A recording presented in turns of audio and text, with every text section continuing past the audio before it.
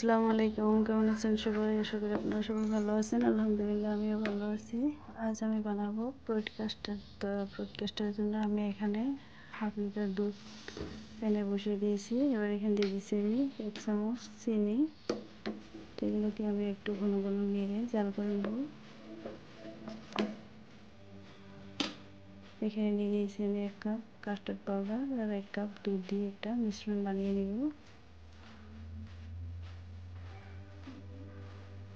একটু ভালো করে নেড়ে চেড়ে মিশ্রণটা বানাতে হবে যাতে এখানে কোনো লাঞ্চ না থাকে।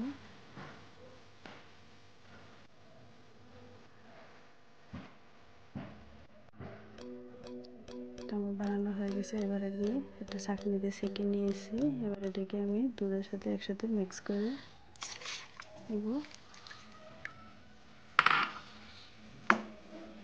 একটু ঘন ঘন নেড়ে আমি মিশ্রণটা বানিয়ে নেব।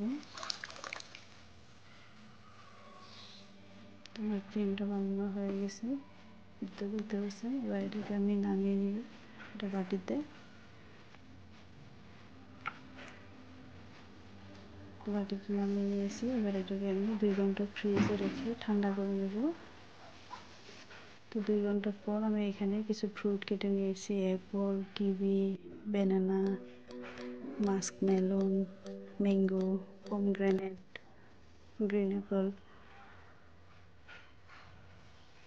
এগুলো ফ্রুটস আমি এবার ক্রিমের সাথে একসাথে মিক্স করে ফ্রুট কাস্টার্ড বানিয়ে নিব।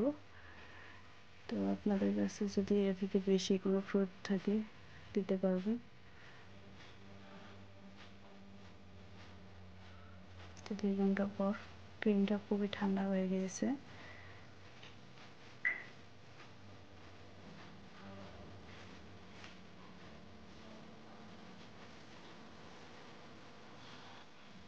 তো সবগুলো ফ্রুটের সাথে আমি ক্রিমটা মিক্স করে নিয়েছি।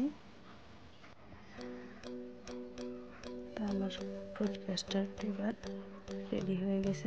আপনাদের কাছে রেসিপিটা কেমন লাগলো আমাকে কমেন্টে জানাবেন। ভালো লাগলে অবশ্যই একটা লাইক দিবেন।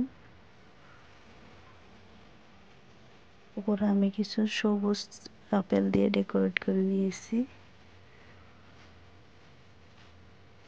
শেয়ার করবেন বেশি বেশি। বাই, আল্লাহ হাফিজ।